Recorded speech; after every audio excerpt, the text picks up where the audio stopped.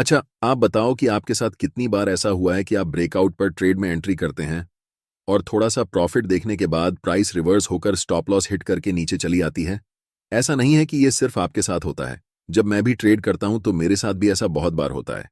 चिंता करने की कोई बात नहीं है। आज के वीडियो में हम एक ऐसी ब्रेकआउट स्ट्रेटजी डिस्कस करने वाले हैं, जहां आप ज्यादातर समय फेक ब्रेकआउट को पहचान सकोगे और ऐसे ट्रेड में एंटर करने से बचोगे। तब आपका ट्रेडिंग में विन रेट भी बढ़ेगा। सबसे पहले जानते हैं ब्रेकआउट क्या होता है। ब्रेकआउट बेसिकली तब होता है जब प्राइस किसी इंपॉर्टेंट की लेवल को ब्रेक करती है। वह की लेवल सपोर्ट लेवल्स हो सकते हैं या फिर रेजिस्टेंस लेवल्स हो सकते हैं। दोनों में से किसी भी लेवल को अगर प्राइस ब्रेक करती है तो उसे हम ब्रेकआउट कहते हैं। फॉर एग्जाम्पल, इस चार्ट को देखो। प्राइस बहुत लंबे समय से एक रेंज में फंसी हुई थी, जिसे हम कंसोलिडेशन जोन भी कहते हैं। इस कंसोलिडेशन जोन के ऊपरी लेवल पर एक रेजिस्टेंस लेवल ड्रा करेंगे और कंसोलिडेशन जोन के निचले लेवल पर एक सपोर्ट लेवल ड्रा करेंगे। इस पूरे कंसोलिडेशन के बाद जब प्राइस सपोर्ट लेवल को ब्रेक करके कैंडल नीचे क्लोज होती है, तब प्राइस बिना रुके हुए बड़ी बड़ी रेड कैंडल्स बनाते हुए नीचे चली जाती है। बट सवाल यह है कि हम कैसे इस तरह के सेटअप्स को ढूंढ सकते हैं जहां सबसे ज्यादा चांस हो कि प्राइस असल में यहां से ब्रेकआउट करके रैली करने वाली है। आप में से बहुत सारे लोग को लगता है कि ब्रेकआउट ट्रेडिंग तो हम चार्ट पैटर्न को देखकर कर लेंगे, लेकिन इसमें नया क्या है? मैं आपसे एक बात कहना चाहता हूं।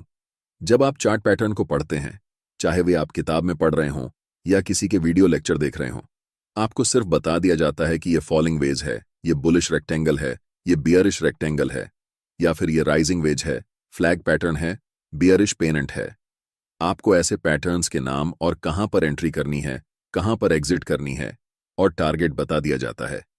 लेकिन क्या वाकई में ऐसे ही पैटर्न्स चार्ट पर बनते हैं? इसका जवाब है नहीं।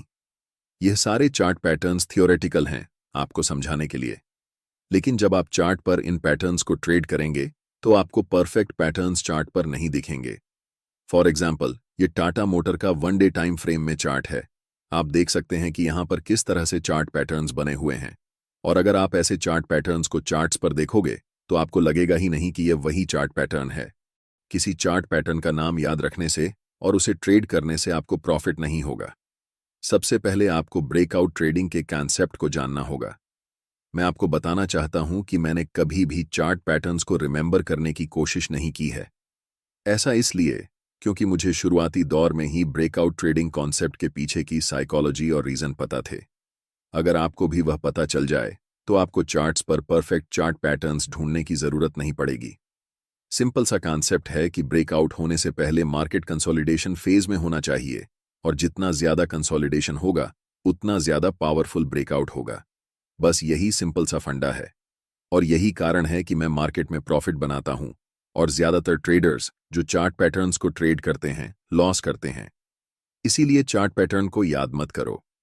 उसके बदले में जब भी आप चार्ट्स को एनालाइज करते समय प्राइस की कंसोलिडेशन देखो तो उस कंसोलिडेशन जोन के ऊपर और नीचे की लेवल्स को ड्रा करो।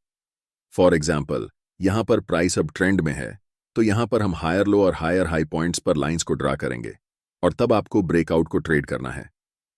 अब लाइंस ड्रा करने के बाद आपके मन में एक सवाल आएगा कि अब प्राइस यहां से ऊपर की तरफ ब्रेकआउट करने वाली है या फिर नीचे की तरफ ब्रेकआउट करने वाली है।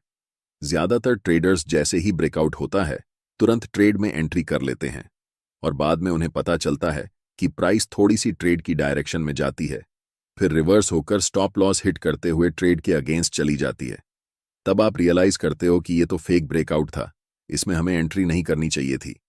सिर्फ कहीं पर भी ब्रेकआउट होने से ट्रेड में एंट्री करना सही नहीं होता है, क्योंकि 80% ऑफ टाइम जब प्राइस इनकी लेवल्स को ब्रेक करती है तो वह फॉल्स ब्रेकआउट होता है।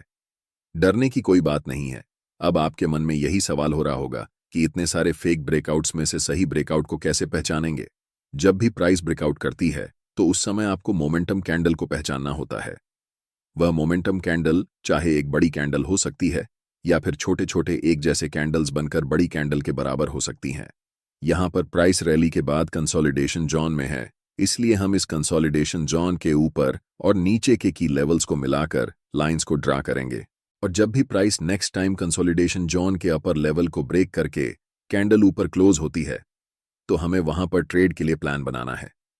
इस चार्ट में दिक्कत यह है कि यह लंबी कैंडल जो मोमेंटम कैंडल है वह जस्ट ऊपर जाकर क्लोज हुई है, यानी कि अपर लेवल से ज्यादा ऊपर नहीं गई है, उसके जस्ट नजदीक जाकर क्लोज हुई है। इसलिए यहां पर हम नेक्स्ट कैंडल का इंतजार करेंगे। अगर वह नेक्स्ट कैंडल बुलिश हो जाती है तो हमारे लिए यह एक परफेक्ट एंट्री सेटअप रहेगा। अब यहां पर सिर्फ 3 पॉसिबिलिटी हैं। पहला, या तो प्राइस यहां से डायरेक्ट ऊपर चली जाएगी। दूसरा, प्राइस यहां से फिर रीटेस्ट करने के लिए इस लेवल पर आएगी और तब ऊपर की तरफ रैली करेगी।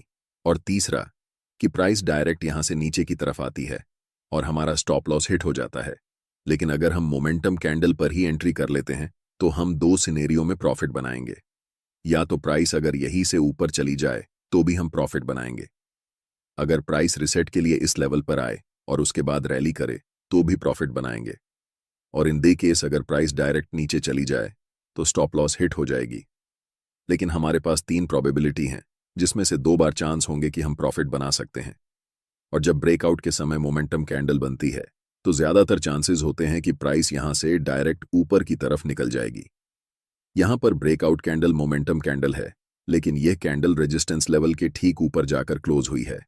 अगर थोड़ी और ऊपर जाकर क्लोज होती तो हम इसी कैंडल पर ट्रेड में एंट्री करते। लेकिन यहां पर हमें नेक्स्ट कैंडल का वेट करना है। मोमेंटम कैंडल के बाद जैसे ही नेक्स्ट कैंडल फॉर्म होती है और ये ग्रीन क्लोज होती है, तब हम मार्केट में बाय पोजीशन के लिए एंट्री लेंगे। एक इंपॉर्टेंट बात यह है कि जब मैं इस लाइन को कंसोलिडेशन जोन के ऊपर और नीचे ड्रॉ कर रहा था, मैंने आपको इस चार्ट पैटर्न का नाम नहीं बताया, क्योंकि चार्ट पैटर्न के नाम में कुछ नहीं रखा।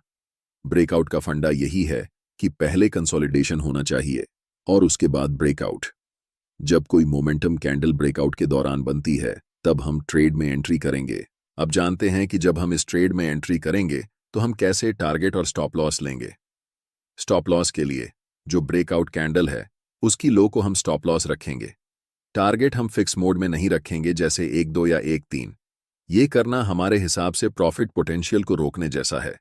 इसलिए हम यहां 9 EMI का इस्तेमाल करेंगे, जिससे हम लंबे ट्रेड को राइड करके सिंगल ट्रेड में बढ़ा प्रॉफिट कमा सकें। जैसे ही प्राइस 1 से 2 का टारगेट अचीव हो जाए तो हम स्टॉप लॉस को एंट्री पॉइंट पर लेकर आएंगे, जिससे हमारा रिस्क 0 हो जाएगा और हम ट्रेड को राइड करके प्रॉफिट को एंजॉय करेंगे। और यहां पर हमें देखने को मिल रहा है कि प्राइस 9 EMI के नीचे कैंडल क्लोज कर चुकी है, इसलिए हम यहां से ट्रेड से एग्जिट हो जाएंगे।